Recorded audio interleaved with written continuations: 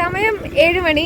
നമ്മൾ എഗെയിൻ കൂർക്ക മേടിക്കാൻ വേണ്ടി പോവാണ്. നമ്മൾ മുന്നേ ഒരു 10 കിലോ കൂർക്ക മേടിച്ചിട്ടുണ്ടായിരുന്നു. അത് പിന്നെ നമ്മൾ ചേച്ചിന്റെ വീട്ടിലായിരുന്നു മേടിച്ച്. പക്ഷെ ഇത്തവണ നമ്മളുടെ വീട്ടിലും പിന്നെ അതുപോലെ തന്നെ ഏടത്തമ്മന്റെ വീട്ടിലും കൂടിയിട്ടാണ് മേടിക്കാൻ പോകുന്നത്. ഇത് കൂർക്ക സീസൺ ആയതുകൊണ്ട് തന്നെ നമ്മൾ മാക്സിമം കിട്ടണതെല്ലാം മേടിക്കും കേട്ടോ. പിന്നെ ഇന്നും കൂർക്ക മേടിക്കാൻ പോകുന്നത് അന്ന് മേടിച്ച അച്ഛന്റെ ഫ്രണ്ടിന്റെ വീട്ടിൽ നിന്ന് തന്നെയാണ്. വിഷമൊന്നും ചേർക്കാത്ത നല്ല ഫ്രഷ് കൂർക്ക കിട്ടുമ്പോൾ എന്തായാലും നമ്മളൊന്നും മേടിച്ചു പോവുമല്ലോ. പിന്നെ കൂർക്ക ആർക്കും ഇഷ്ടമല്ലാത്തില്ലേ? നൗ ഡേയ്സ് എന്ത് രസാന്നറിയോ ഈ ക്ലൈമറ്റ് കാണാനായിട്ട്. അങ്ങനെ ഞാൻ കയ്യിൽ വലിയ സെഞ്ചിയൊക്കെ പിടിച്ചിട്ടാണ് പോണത്. അപ്പൊ ഇതാണ് നമ്മളുടെ കൂർക്ക പടം. ഇവിടെ നിന്നുള്ള കൂർക്കയാണ് നമ്മൾ മേടിക്കുന്നത്. അങ്ങനെ ഞങ്ങൾ സ്ഥലത്തെത്തി. നമുക്ക് വേണ്ടിയുള്ള 10 കിലോ കൂർക്ക നമ്മൾ തൂക്കി മേടിക്കുകയാണ്.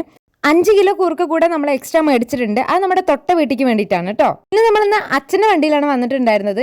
അച്ഛന്റെ വണ്ടിയിലാണ് ഇതുപോലുള്ള ഭാരമുള്ള സാധനങ്ങൾ കൊണ്ടുപോകാനൊക്കെ ഈസി. പിന്നെ ഞാനും എൻ്റെ ഏട്ടനും ഒരുമിച്ച് പിന്നെ വായി തോരാണ്ട് സംസാരിച്ചുകൊണ്ടേയിരിക്കും.